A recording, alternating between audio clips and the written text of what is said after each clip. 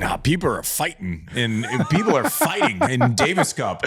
Berg's, Green, someone didn't get up off the mat. Did you see that, JW? Isn't, I don't want to make light of this, isn't Zizou Berg a great professional wrestling name? Great name. For starters? Zizou. If you haven't seen the clip, boy, this was big tennis news over the week. I mean, did not expect to see the Chile Belgium Davis Cup tie go viral, but here we are. And if you haven't seen the clip and the circumstances, very strange. But maybe the Davis prevails. Cup needs a little WWE entertainment action. I'll tell you, I didn't think of this until you just said that, JW, because you're making the thing like the Belgians aren't going to it's not going to turn into WWE. The only time I've had to run off of a court with stuff being thrown onto the court was a qualifying Davis Cup tie that we had to go to Belgium for. And I pulled out a 5-setter when I was cramping. They may or may not have gotten the worst call I've ever seen in my life. And I was walking up to correct, and my teammate said, "Get back there. Do not proceed." Anyways, we got out of there, but it wasn't great. It wasn't great. But Gareen said it was like that. That's it. Have you ever seen a match end with an assault of one player on the other? Sorry. I mean, have you ever seen a match that's ended with an assault with one player on the other, John? 60 Minutes? Assault is an interesting characteristic. Yeah, I've never seen that one before. You know what else was Carlos Ramos in the chair?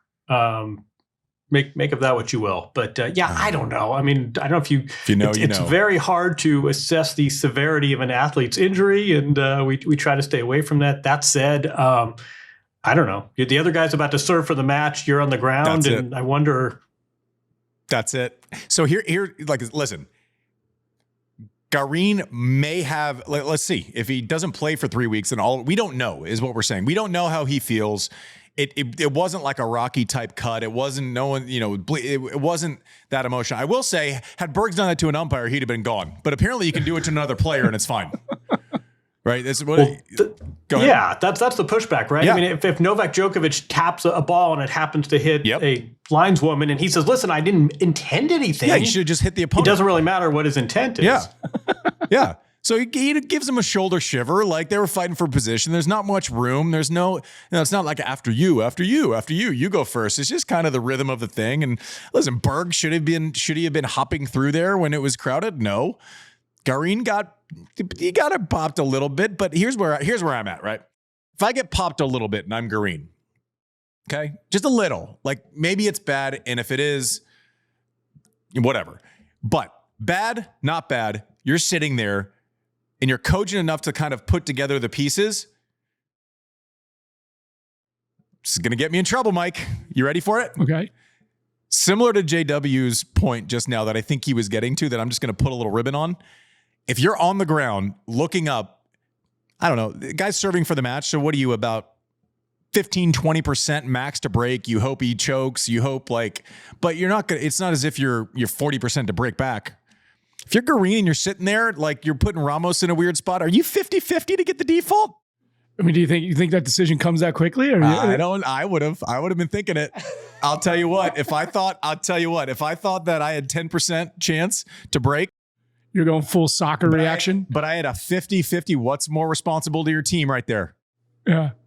But then the certain amount of time passes, you got to realize that if it's going to happen, it's going to happen in the first little bit. I think then you got to reverse course. I think then you have to call the trainer. Then you have to do the whole thing. And we hope he is okay. They put out the thing, and he had, they did a whole bunch of things. Zizou kind of said sorry, not sorry. He didn't really, he's I'm sorry that it happened. And also, the umpire was on my side. So yay, we're advancing. Davis Cup is getting chippy though. I wonder if it'll carry on. I wish it was, but you're kind of seeing the fans, like the home fan. That's what Davis Cup used to be. It was you'd get the home and away. And 100%, no, I shouldn't say 100%. That's slightly hyperbolic. 99% of the crowd, then you have 12 people that travel with your team, are against you. I don't know that I've ever been called worse things on a tennis court. That's funny. Chile and Belgium. I'm starting to realize. Belgium, I got stuff thrown at me when I was leaving during Davis Cup. I was going to say, you remember when you were a kid when Agassi went to Chile? I've never had worse things said to me on a tennis court than when we played Davis Cup in Chile.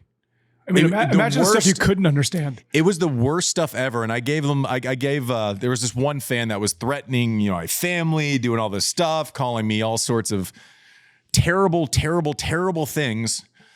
And I gave him a little one finger salute under my under my hand when we lost, and he about lost it. And then I just ran home because I was scared after that. That probably wasn't the one. But I don't know. Like these Davis Cup stories, these are the ones that you hear. And those are the ones that used to get like passed down like 10 years at a time, right? I was here, and then this guy said to me, and whatever. Do you remember any of those stories, JW? Yeah, exactly. I mean, Agassi tells great stories about road ties, and here we are in February. What are we doing? We're talking about Davis Cup, and we're talking about intensity. Again, let's be clear. We hope everyone's healthy. That was this was sort of Davis Cup distilled to its essence, right? Ugh. And we have the interviews with Bjorn and Maddie. You're gonna love them. I hope. I was fumbling through the interviews a little bit. I wasn't on my A game because I was so invested in listening to their answers that I wasn't even like jotting down and navigating like my next questions, because I was so into what they were saying, and it was so full of substance and not fluff, and it was just so great. I can't wait for you all to hear it on the other side of this.